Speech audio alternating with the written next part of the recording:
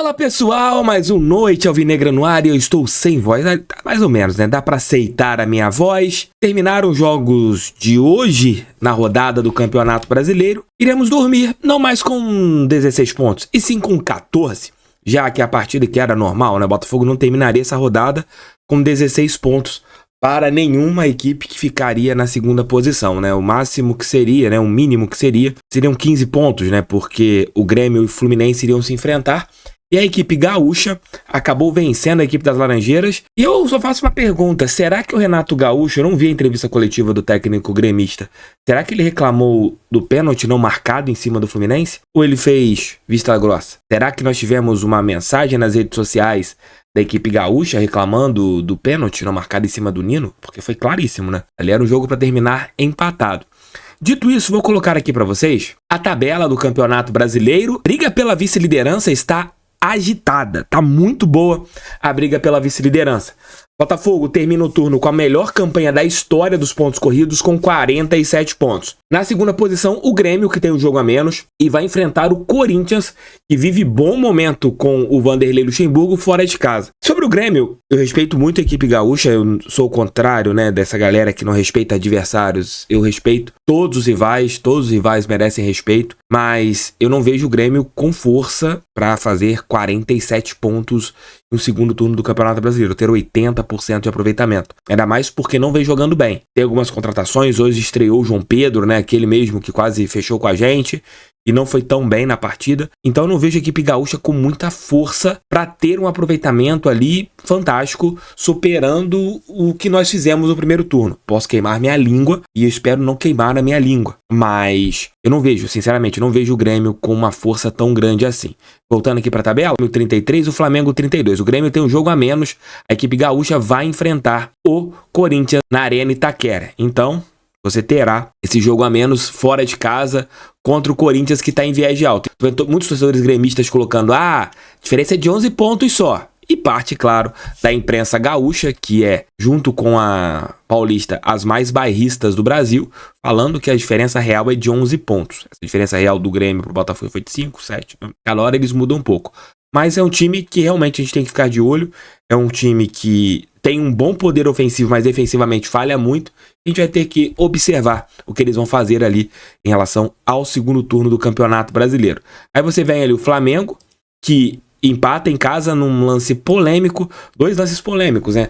O pênalti, se não foi marcado o pênalti no Nino, não era para ter sido marcado o pênalti no Luiz Araújo, na minha opinião. Foram lances semelhantes, talvez. E você teve um lado marcando e outro lado não marcando. E o Flamengo está a 15 pontos do Botafogo e 6 vitórias atrás. E esse ponto, para mim, é o mais importante. Você ter a equipe flamenguista com 6 vitórias a menos que o Botafogo. O Flamengo precisará no segundo turno do Campeonato Brasileiro fazer um vídeo destinado ao segundo turno dentro do Giro de Notícias. Mas o Flamengo terá que fazer uma campanha com 16 pontos a mais do que o Botafogo na reta final do Campeonato Brasileiro. O Fluminense perdeu, está a 16 pontos do Botafogo, então precisará fazer 17 pontos a mais do que a gente no segundo turno. Em quinto e sexto, você tem 2 times paulistas, o Palmeiras e o Bragantino, que jogarão amanhã. O Bragantino contra o Cruzeiro às 19 horas e o Bragantino contra o Vasco da Gama. Ambas equipes paulistas jogarão em casa. A tendência é que eles consigam resultados positivos, né? Então, se der a lógica nesses 2 resultados, nós teremos o brasileiro com o Botafogo com 47, Palmeiras e Bragantino com 34 e terminaremos mais uma rodada com 13 pontos para quem estiver na segunda posição. Dito isso, temos o brasileiro mais equilibrado de todos os tempos, do Botafogo para baixo. É a nossa campanha histórica, a melhor da história dos pontos corridos, e a gente tem sim hoje um brasileiro muito equilibrado da segunda posição para baixo. Então esses foram os resultados, né? De hoje o Fortaleza também ganhou a sua partida, goleou o Santos, que está ali quase afundado em uma crise histórica em relação ao rebaixamento. O Fortaleza ganhou de 4-0, voltou a vencer depois de 4 jogos ali, né? Pegando os últimos 5, 4 sem uma vitória no Campeonato Brasileiro, volta ali para a briga da Libertadores como Atlético. Gente, o Campeonato Brasileiro tá muito equilibrado. Se vocês pegam aqui, olha só, tô colocando para vocês, olha, aqui, ó, tá muito equilibrado. A diferença do segundo para o 12º está em 9 pontos. É uma diferença muito pequena.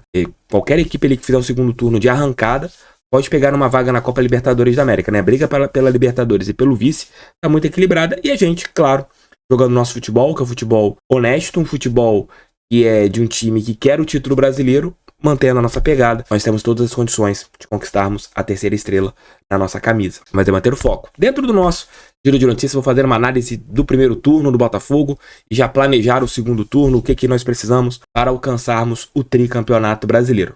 Dito isso, a rodada segue ajudando. As equipes que poderiam tirar, colocar a diferença em 13 pontos, não venceram. Colocamos mais 2 pontos em cima do Flamengo, mais 3 em cima do Fluminense. E o Grêmio, que tem um jogo a menos, venceu dentro de casa, mas não mostrou um futebol assim vistoso que mostre que tenha condições de ter uma campanha monstruosa no segundo turno. Comentem aqui o que vocês acharam dessa rodada de hoje, dos lances polêmicos, do que aconteceu nas duas pelejas, tanto na Arena do Grêmio e também no Maracanã. Lembrando que a tendência é que o São Paulo repita essa equipe contra o Botafogo no próximo sábado, já que eles terão 2 jogos de Copas, a Copa Sul-Americana contra a LDU na outra quinta, sem ser essa quinta agora, na outra, e o jogo contra o time do Corinthians na quarta-feira às 7h30. Então você tem o jogo quarta-feira às 7h30 e sábado às 4 horas. Não acredito que o Dorival coloque a sua equipe titular. Então o Botafogo entra dentro do Morumbi contra uma equipe, digamos que alternativa e boa equipe alternativa do São Paulo, Aí não sabemos se ele vai colocar o Lucas, se vai colocar. Vamos entender o que o técnico Dorival Júnior irá fazer. Se você quiser antecipar seu fundo de garantia, eu tenho uma dica muito boa. Com a Ágil você pode fazer essa antecipação. É só entrar em contato com o telefone que eu vou colocar aqui embaixo no nosso primeiro comentário e também na nossa descrição. É muito simples, muito rápido, muito fácil.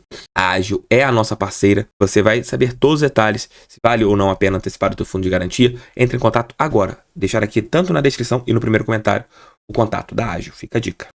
Surgiu uma notícia hoje no jornal The Sun, jornal inglês.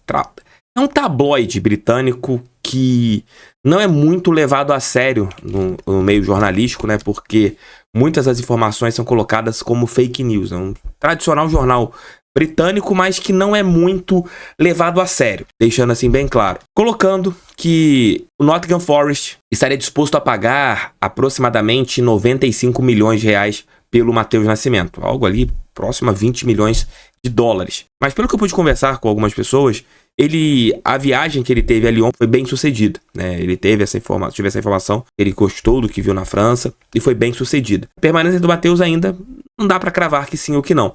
Mas essa proposta do Nottingham Forest, até mesmo pelo que eu pude conversar, não chegou ao Botafogo, Você não teve essa proposta chegando de quase 100 milhões de reais, Sério, se você tivesse essa proposta, eu tenho certeza que o Botafogo nem iria pensar. O Matheus, que não quis ir para o Nottingham depois da primeira proposta que chegou ao clube. A janela europeia está aberta ainda, ele pode ir para o futebol britânico, francês, que essa pode ser uma das tendências, ele ter um período de desenvolvimento hoje na equipe do Lyon. E o principal, Hoje o Matheus virou a quarta opção do ataque do Botafogo, atrás do Tiquinho, Diego Costa, Janderson, e aí vem o Matheus Nascimento. Se não virou a quinta, porque tem o Carlos Alberto ainda, é bastante citado pelo técnico Bruno Lage, que pode fazer um tipo de centroavante que o Botafogo não tem, um centroavante mais rápido. Matheus acabou perdendo muito espaço e talvez o caminho dele seja sair do nosso clube.